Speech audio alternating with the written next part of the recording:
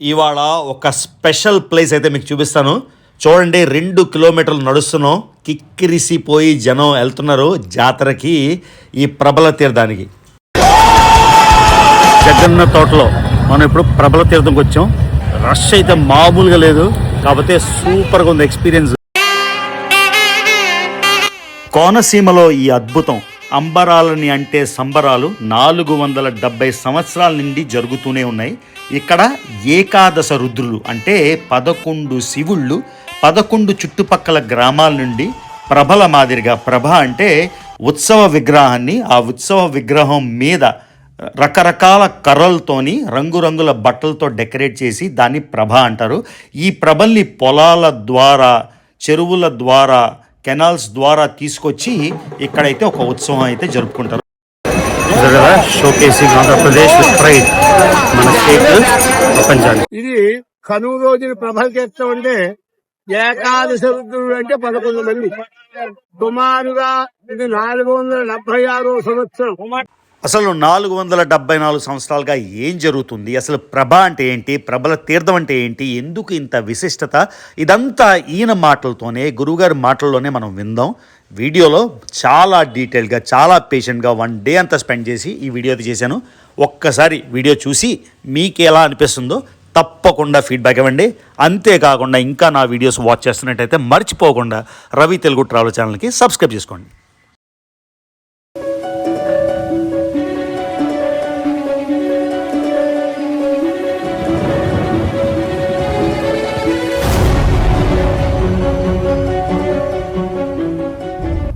So good morning Kakinada.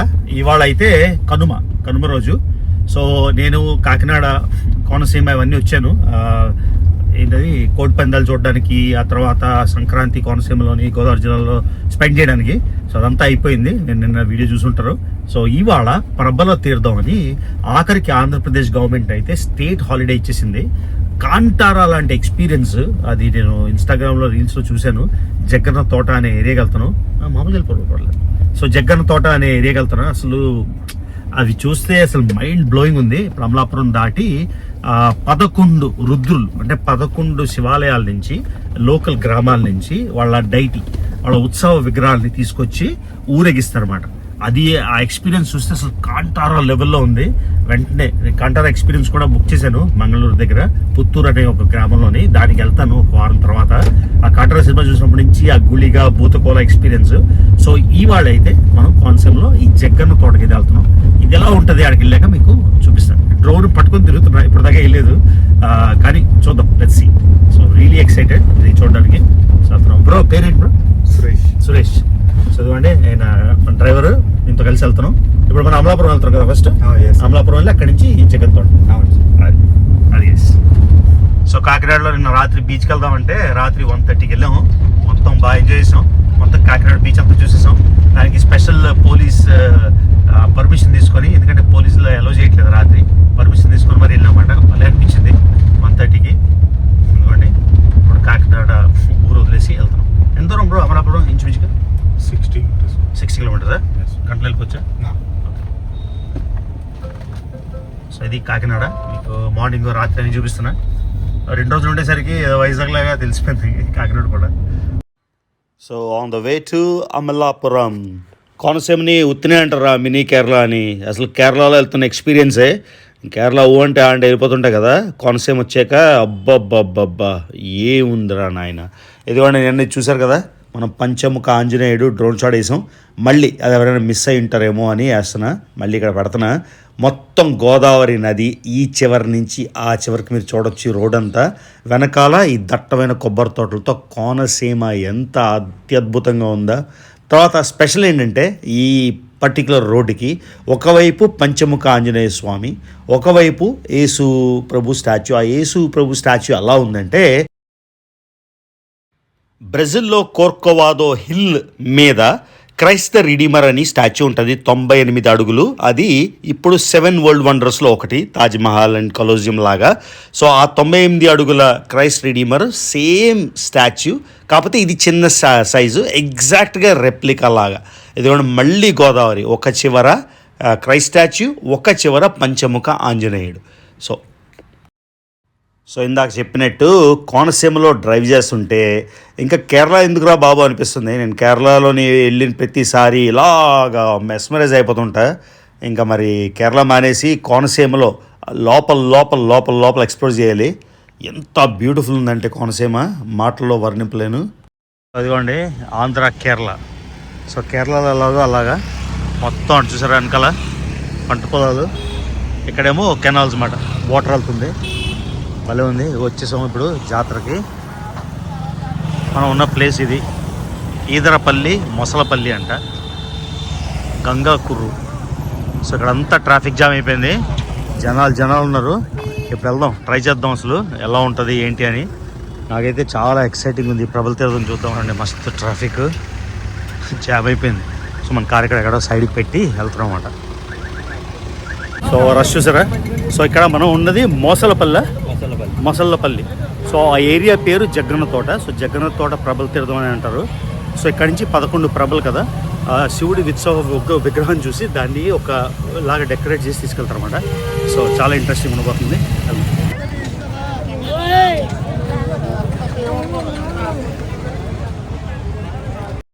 చూడండి ఈ కోనసీమ పల్లెలు. ఇప్పుడు ముసలపల్లి అవుట్స్కట్స్లో ఉండే జగ్గన్న తోట అనే ఏరియాకి వెళ్తున్నాం. ఇది చూడండి ఎంత బ్యూటిఫుల్గా ఉందో. ఇదిగోండి పవన్ అనే ఆయన మనకి బైక్ మీద తీసుకెళ్తున్నారు లోపలికి. ఇక ట్రాఫిక్ జామ్ అయిపోవడం వల్ల కార్లు బైక్లు అన్నీ పెట్టేయాల్సి వచ్చింది రోడ్డు మీదే. ఇదిగోండి ఇంత కలిసి వెళ్తున్నాం. ముసలపల్లి ఊర్లోకి వెళ్ళి అక్కడి నుంచి నడుచుకుంటూ ఒక 2 కిలోమీటర్లు నడిచి జగ్గన్న తోటకి అయితే వెళ్తాం. ఎలా ఉంది చూడండి మొత్తం, ఎలా ఉందో ట్రాఫిక్ జామ్ చూడండి. చూసారా బైక్ మీద కూడా ఇంతసేపు పడుతుంది వెళ్ళడానికి. చూడండి సిట్రికల్ గోదావరి స్టైల్ ఇల్లు ఎంత బాగుందో. ఇది జస్ట్కి ముందు ఫ్రంట్ యార్డ్, అక్కడ లంచ్ అవి పెట్టారనమాట. చాలా బాగుంది.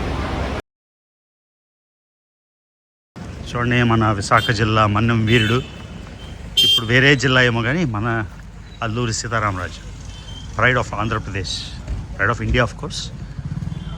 ఏదో ఇంట్లో కోటలా చూడండి, రోడ్డు మీద ముగ్గులు.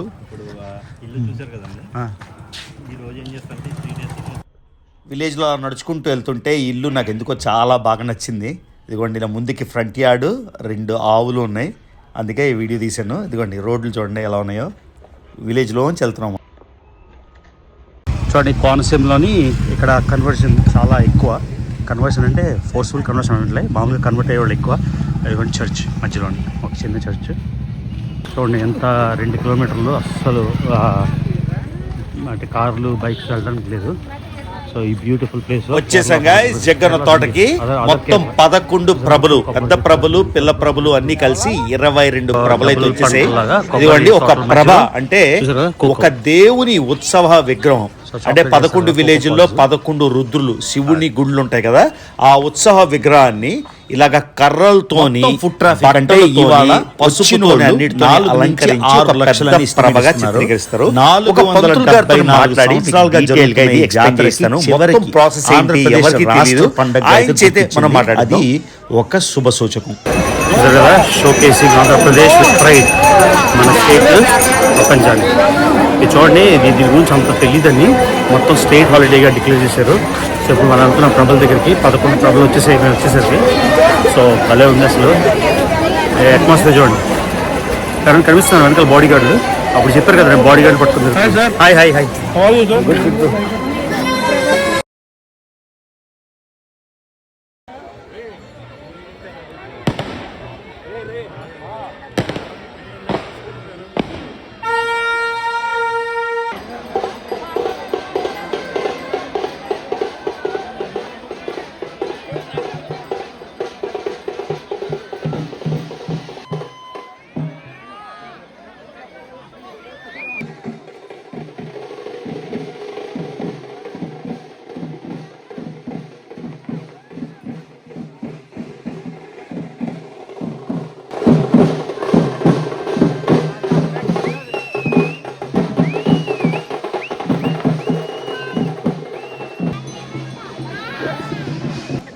చూడండి ఇక్కడ క్లియర్గా చూడొచ్చు ఆ ప్రభ మధ్యలోని ఉత్సవ విగ్రహం.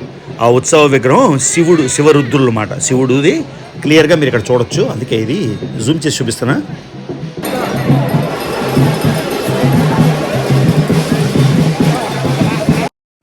ఇక్కడ చూడండి వరుసగా ప్రభలు ఉన్నాయి.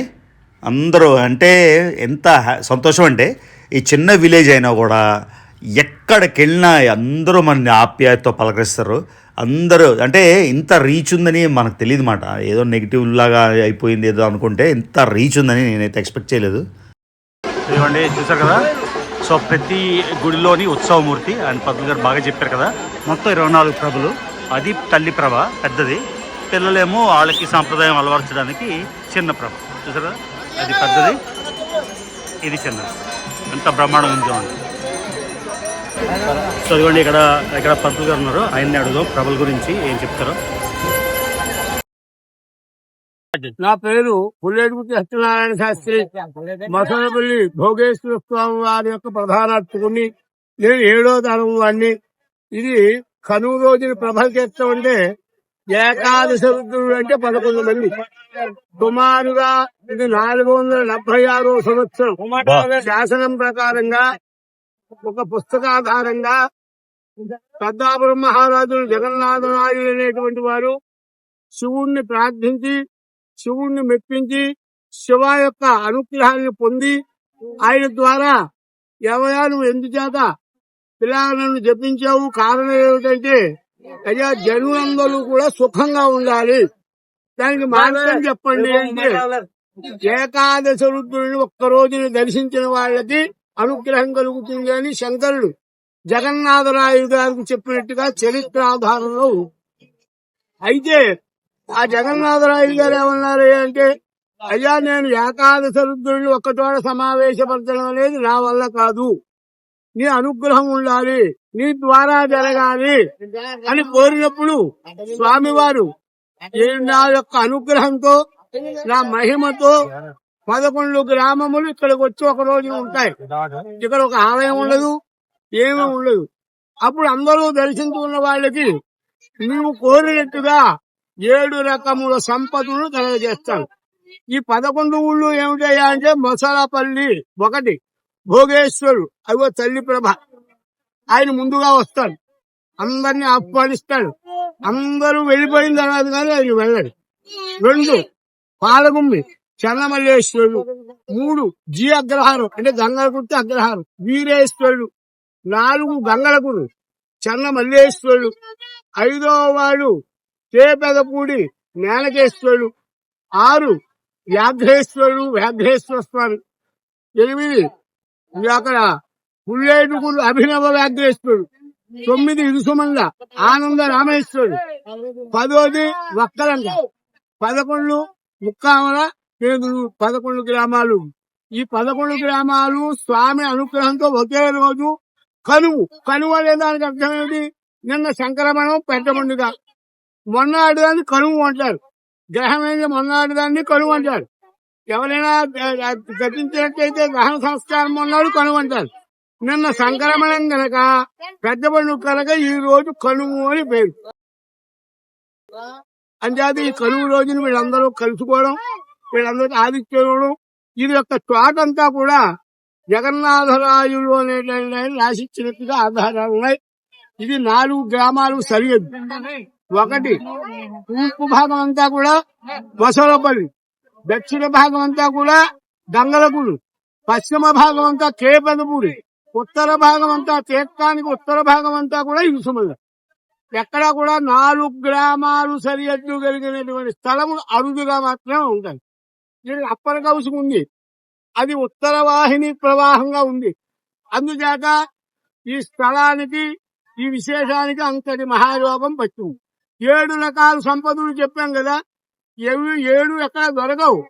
భార్యకు భర్త, భర్తకు భార్య ఒక ఐశ్వర్యం, వారికి పుట్టిన బిడ్డలు మంచివాడు ఉత్తములు 2 ఐశ్వర్యం, 3వది కీర్తి మంచివాడు మంచిది, 4వది విద్య, 5వది గృహం పొగల కష్టపడాలి రాత్రి సుఖపడాలి, 6వది ఆరోగ్యం, 7వది ఆయుర్దాయము.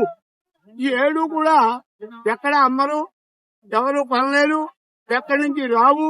ఇవి ఎలా వస్తాయంటే ఇలా ఏకాదశ రుద్రుల్ని దర్శించుకోవడం వల్లే వస్తాయి. ఈవేళ వరకు ప్రతి ఒక్కరికి ఏదో చింత, భర్త సచ్చలేకో, భార్య సచ్చలేకో, పుట్టిన పిల్లలు లేకో, పుట్టిన వాడు మంచివాడు కాకో, అసలు సంతానం లేకో, విద్య లేకో, గృహం లేకో, ఆరోగ్యం లేకో, ఆయుర్దాయం లేకో ప్రతి ఒక్క జీవుడికి ఏదో సమస్య. అవన్నీ తీర్చగలిగిన వాడు ఏకాదశ రుద్రులు ఒక్కరే. అదే ఈ క్షేత్రం యొక్క మహిమ, దాని క్షేత్రం. నేను ఈ స్వామివారి ఆలయంలో అర్చకుడిగా 7వ తరం వాడిని. అంచేత నా వయసు 74 సంవత్సరములు.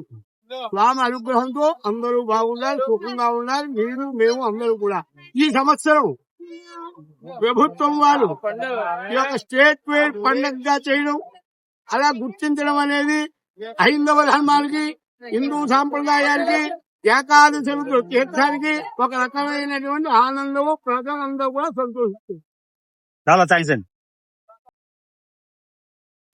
మనం ఎంత ఎక్స్ప్లెయిన్ చేసినా గురువు గారు ఎక్స్ప్లెయిన్ చేసినట్టు మనం ఎవ్వరు ఎక్స్ప్లెయిన్ చేయలేరు. చాలామందికి ఇక్కడ జరుగుతుందని తెలుసు కానీ కరెక్ట్గా ఏం జరుగుతుందో తెలియదు. అందుకని పంతులు గారితోనే మాట్లాడించాను. అది 5 నిమిషాలైనా మీ అందరికీ అర్థమై ఉంటుంది క్లియర్గా నేను అనుకుంటున్నా. ఇదిగోండి ఇక్కడ ఏం జరుగుతుందంటే 11 ప్రభలు ఉంటాయి కదా గ్రామాల నుంచి. ఈ పర్టికులర్ ప్రభ ఈ కోనేరు, ఈ కెనాల్ దాటి రావాలి. సో 470 సంవత్సరాల ప్లస్ నుంచి ఆ ప్రభ ఈ నది ద్వారా వస్తుంది అన్నమాట. మరి జాతర అన్నాక ఈ మాత్రం ఉండాలి కదా. ఇదిగోండి ఫుల్గా ఫుడ్.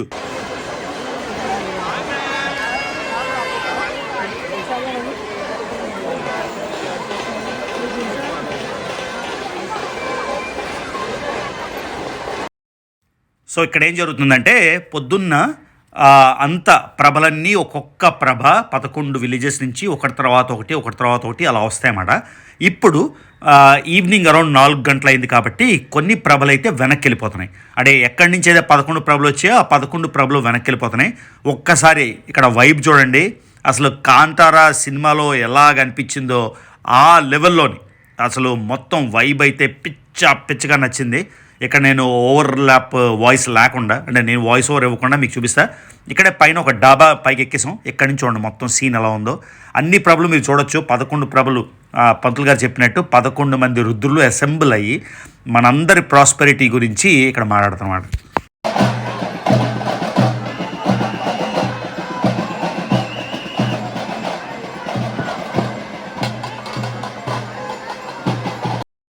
సో డ్రోన్ తీసుకొచ్చాను కానీ డ్రోన్ ఎందుకో వేయలేదు. అందుకే ఇక్కడ పైన ఒక టెర్రస్ పైకి వచ్చేసాను. టెర్రస్ పై నుంచి చూడండి అన్నీ కనిపిస్తున్నాయి. మొత్తం 22లోని ఒక 18 వరకు కనిపిస్తున్నాయి. ఆ పక్కన పొలం గట్టు, మధ్యలో కెనాలు. ఇదిగోండి ఒక ప్రభ అయితే వెళ్ళిపోతుంది వెనక్కి.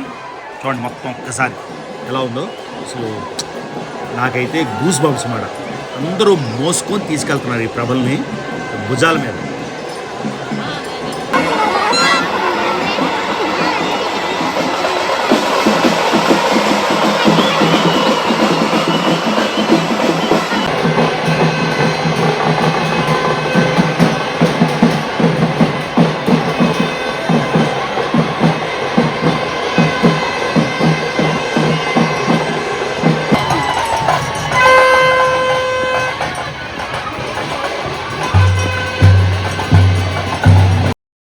సో కోనసీమ అందాలు, ఫెస్టివ్ ట్రెడిషన్, ఇంతమంది తండోపతండాలుగా జనాలు వచ్చి ఇదే 474 సంవత్సరాల కల్చర్ని ఆదరించడం. ఇదిగోండి ప్రభలు వెనక్కి వెళ్ళిపోతున్నాయి. స్టాంపీడ్ అవ్వకుండా ఎంత బాగా కండక్ట్ చేశారంటే ఇదిగోండి వెనకాల వస్తుంది ఒక ప్రభ. ఈ ప్రభ మనం ముందుకు వెళ్తున్నప్పుడు మీకు పక్కకి వెళ్ళిపోయి చూపిస్తాను ఎలా మోసుకొని వెళ్తున్నారో. అంత భుజాల మీదే, మోటరైజ్ కానీ మెకనైజ్ కానీ అలా ఏం లేదు. అబ్జర్వ్ చేసింది ఇప్పుడు ఈ 11 గ్రామాలకి వెనక్కి వెళ్ళిపోతుంది. స్టాచ్యూలు కానీ ఇది వస్తుంది చూడండి. ఆల్మోస్ట్ సన్సెట్ అయిపోయింది మనకి. ఈ సన్సెట్ లోని అంటే మూవ్ అవుతుంది కదా సైడ్ నుంచి మీకు చూపిస్తున్నా. స్టాచ్యూని అయితే ఇలా కప్పేశారు. ఎలా మోసుకొస్తారో చూడండి ఒక్కసారి ఓపిక్గా.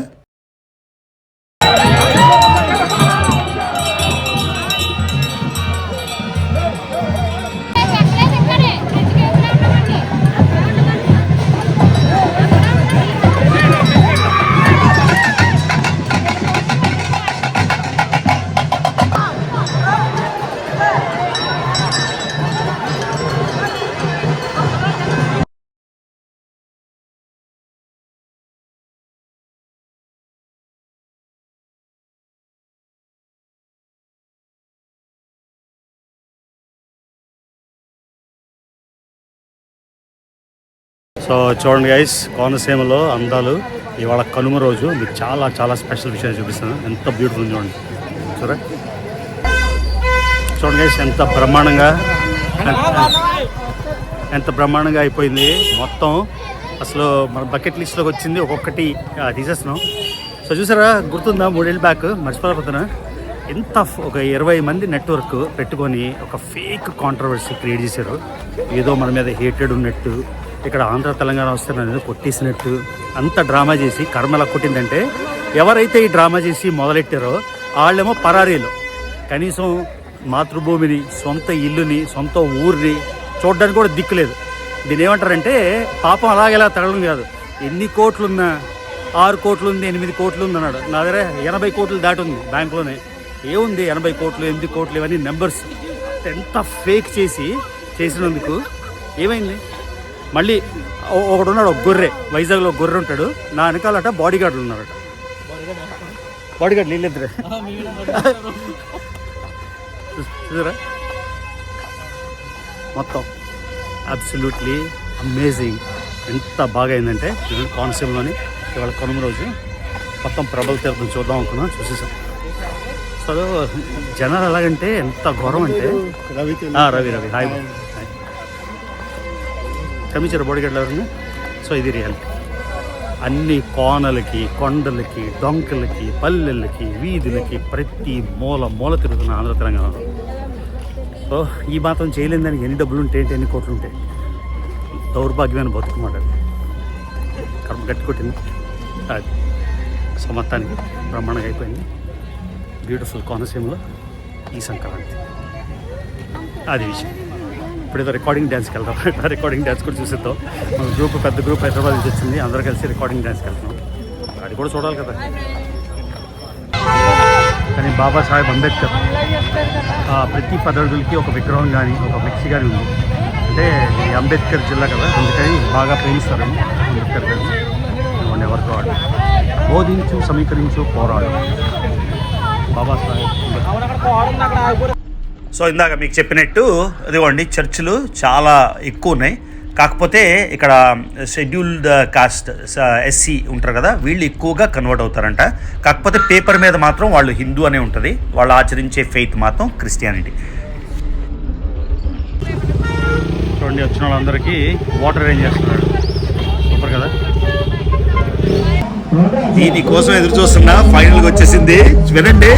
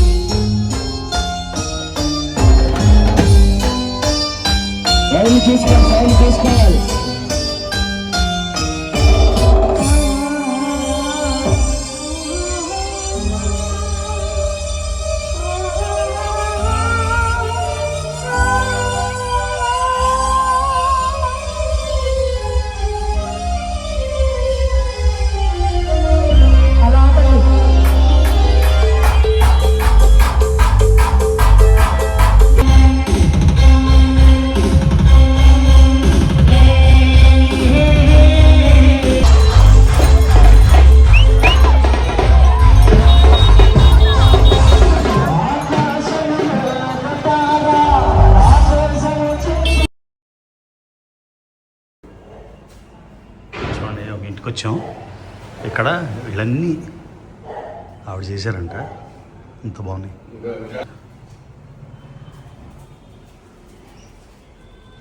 దేంతో చేశారండి? మీ మట్టితోనా? Plastic bottles.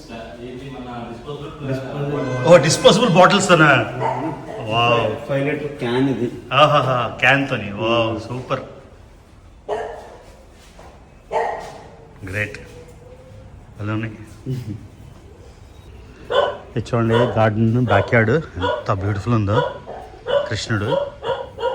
వావ్, ఇది ఇల్లు గోదావరి జిల్లాలోని. ఇంత బ్రహ్మాండంగా ఉంది చూడండి, సూపర్ అసలు. 5 లీటర్ వాటర్ క్యాన్తోని వినాయకుడు. ఒబ్బా, అసలు ఏం ఐడియా వచ్చింది. సూపర్ అసలు. కొబ్బరి చెప్పులతో.